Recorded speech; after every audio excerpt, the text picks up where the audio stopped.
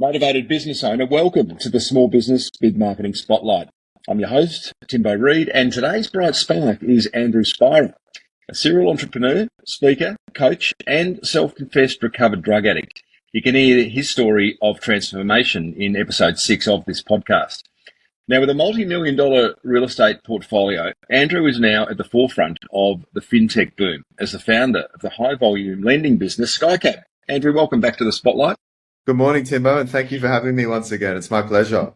Now, mate, you claim Skyecap provides funding as fast as 2 hours due to the advanced technology, which I know you love and are proud of. Tell us a little bit about that. So Skyecap is my baby. It took me 3 years to build the systems and platforms to actually launch the company.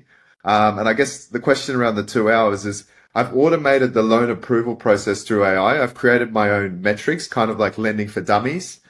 Which allows me to tier the customers and automate the approval process. So basically, we've got a customer that comes in our sales funnel. They apply for a loan. They go through the systems I've built. They fall into a category of customer. They automatically get a loan contract sent out to them. They sign, and then we release the funds within. Sometimes it takes 45 minutes to fund a customer. AI. Let's go down that rabbit hole straight away, because you say you started working on Skyecap 3 years ago now. AI kind of hit its straps in November, what would you say, 22, when it sort of came to the forefront of the public eye. But you'd obviously been well aware of what was going on. During COVID, in 2021, during COVID, I knew AI was my next thing. I knew I was going to make money. I could see my brokering business was starting to slow down and it was getting saturated. So I could see this was going to be how I was going to make my next bit of money, or what my next business was going to be around. So yeah, I've been using AI for 3 years, but yeah, I think maybe it's only really taken off this year, I would say even. I love getting everyone's perspective on this, Andrew. Can you remember the moment where you have been interacting with some form of AI and gone, oh my God, this is going to change everything? Was there a particular thing that you were doing?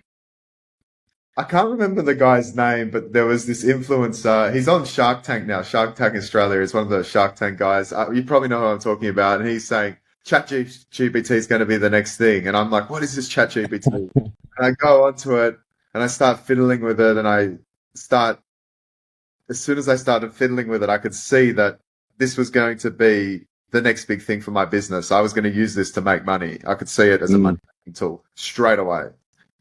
Good on you, mate. Good on you for actually taking action on it. So funding in less than 2 hours, you mentioned just 45 minutes then. What are the key pain points that an Australian SME today experiences when trying to get finance elsewhere? You probably hear this a lot. It's documentation, it's time in business, it's being organized, it's, small businesses aren't able to plan like these larger enterprises. Well, they have general day-to-day cash flow problems. So going to a bank and waiting 2 months for an approval is just not suitable for a lot of our customers. They need money that day. And I think that's where Skyecap really comes in. We fill that void. We do a credit check and we assess the bank statements. They're our key metrics. And then we're able to generate an approval based off that. So there's no documentation that needs to be prepared. There's nothing with the accountant. We're just assessing the business on the day and providing it funding based on that. Because, as you say, paperwork's one of the great blockages, and it's amazing how many lending businesses make it really difficult to lend money, which I get. I mean, it's a high-risk business, so it kind of makes sense. But, fintech is one of those industries ripe for disruption, and disrupting the application process is probably a really good thing. Yeah. Well, that's why we've got taken off so quickly, because we're so quick. And our business is private. We don't have any investors. I've got one business partner who's passive. So I'm able to make really fast decisions and run the business like that. Now, back to the point, banks didn't always used to be like this. You used to have a relationship with the bank and they would help you, but they seem to be in the business of not helping you these days. Particularly the big four, it's utterly disappointing that, a lot of good businesses aren't able to get funded through them. Yeah, just finishing on that speed thing, I read a book recently by a guy, Jay Bayer, who'd done a research report out of the States, identifying that speed, response to customer, is by far the most important thing these days. So, as a tradie, the tradie who gets back within the hour of the phone call is probably going to get the business despite being more expensive possibly than the one who responds 24 hours later. So businesses appreciate prompt service. Well, that's it with these business owners. They have problems that they can't see coming, as a day-to-day basis. Yes. They might have a stock opportunity. They might be just short on their wages. They might, someone might not have paid them on time, and that's where we come in to help them. So, it's same day. There's no mucking around. You fit the metrics. We fund you. You pay back over a period of time. And, I think that's why, this year I've got a lot of Christmas cards and Christmas hampers. Yeah, that's right. Nice. Every year there's Christmas cards and Christmas hampers. I'll tell you a funny story. One time I had a customer, which he was a dentist and he needed cash like that day. I was a broker. I wasn't lending back then. And I got him the funding. Anyway, he sent me like a hamper full of champagne and wine and everything. This is back in 2020. And he sent it to my holiday house and, it sat there for 4 months and no one touched it, I hope you didn't spend what you lent him on the hamper. Yeah. I didn't tell him that we weren't living there anymore. Anyway. Andrew, describe the typical business owner you had in mind when designing Skyecap, because there are lots. There's the one that's got the idea and hasn't really done the business plan. At the other extreme, there's the one that's been bankrupt, and there's everything in between. So who's the typical Skyecap customer? Look, they're mum and pop businesses. The demographics between age 40 and 55. They've got a small business they've been running for 2 years or more, and they have sporadic cash flow issues. Now we're industry agnostic, so we get everything from transport businesses to agriculture businesses to cafes to restaurants to clothing stores to weird business ideas like artistic businesses. So it's really all over the shop. You approve 90% of the applications, yet you are dealing with the S in SME, quite the small end, where your borrowings between $2 and $100,000. They're pretty high risk end of the market. So how do you mitigate that risk? Look, it's high risk, but we have good parameters for our customers, and we've got, I've been dealing with some of these customers for more than 8 years because I've been a broker before this. So it's just about picking the right customers to lend to, and going through the correct systems. Like we've got 7 steps to get the customer through the journey. Firstly, we're pulling their consumer report, then we're pulling their company report, we're then pulling their bank statement, we're then pulling their home ownership data, we're pulling their zero data, and then we're doing a check against home affairs. So it is all the businesses that generally aren't going to go to approve, don't bother going through the process. That's why we've got such a high approval rate. Some business owners are listening to this saying, yeah, but my business is really complicated. Yeah, that's okay. That's okay because we're not looking at the high documentation. We're looking at the bank statements. That's the thing. So even if you've got a complex business, it might take our systems a little bit more time to analyze it, but not really. It's a pretty simple formula. I'm not going to tell you the formula, obviously. Yeah, it'd be like asking the Colonel for his 11 secret herbs and spices. That's it. Yeah, I love it. Now, crypto, we are right now as we speak. Bitcoin's going bananas. Just interested, probably people thinking, what role does crypto play in Skyecap? Can you lend it? Can you pay back with it? No, we're crypto free. Look, I would love to incorporate blockchain into Skyecap. I'd love to incorporate blockchain into Skyecap. I don't see where it fits in at this stage. But I think it is in the foreseeable future. Maybe we have a bit of a special purpose vehicle where people can invest crypto and get a return. That's what we're thinking. But that's still a fair way down the track. Yeah, got it. Well, maybe a fair way down the track these days could be a month.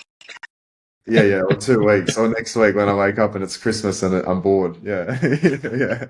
Andrew, just getting back to the typical Skyecap customer, any little case studies you can share with us where Skyecap's really come to the rescue and saved a business or really given a business the opportunity to take that next step?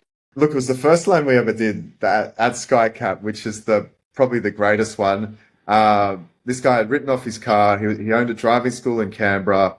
The insurance payout time was, I think, 6 weeks. And he needed fun.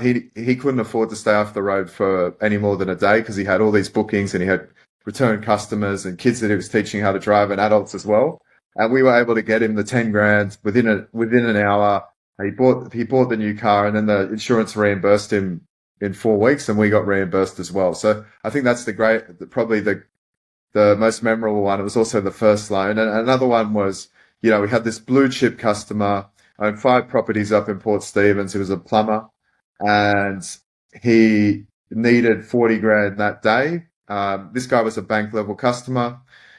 We lent him the 40 grand, and then Commonwealth Bank paid us out like 2 weeks later. So yeah, we've got some good customers that come through the door. The elephant in the room, what everyone's thinking is, yeah, but where's the downside here? Is it going to cost me a fortune? Just about interest rates. Yeah. That's okay. That'd be expected.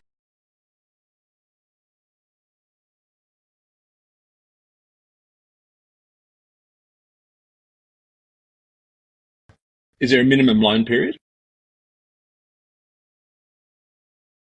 Okay, that's all right. Yeah. You got people, I suppose, at the other end of the phone, maybe bots, I don't know.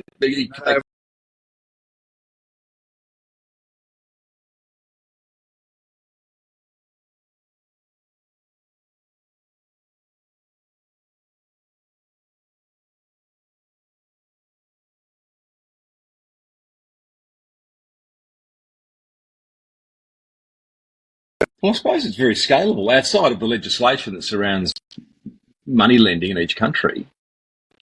Well, it's quite a scalable.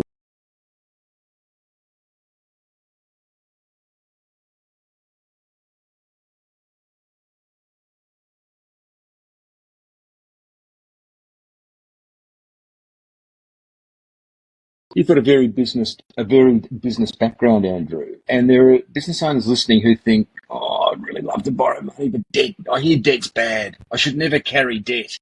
What do you say to them?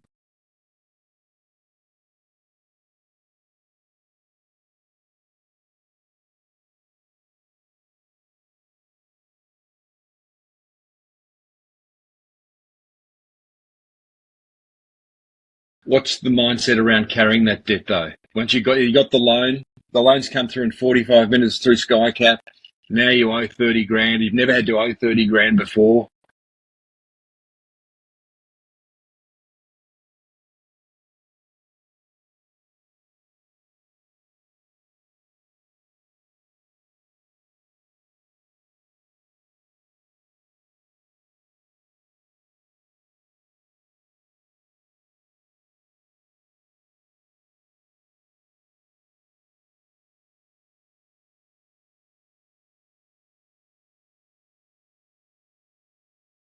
Other thing, what couldn't you borrow money for?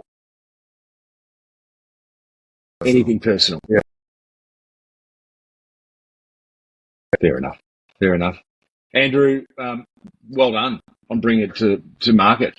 That small end of the SME market needs something like this just to push new ideas forward, just to get over a cash flow hump, whatever it may be. So how do people go about finding and applying for funds through Skyecap?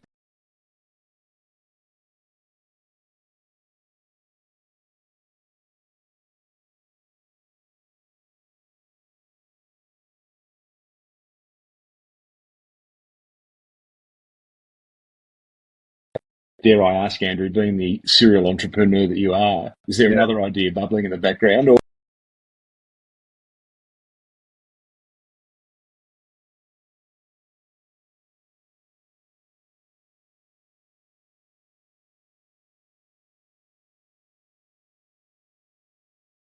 do one thing well? Andrew, thanks for joining us. And to you, the motivated business owner, thank you for getting this far. If you feel a little bit brighter thanks to this episode of the Small Business Big Marketing Spotlight, then you'll find conversations with successful business entrepreneurs over at smallbusinessbigmarketing.com or on your favourite podcast app. Until next time, may you and your business shine.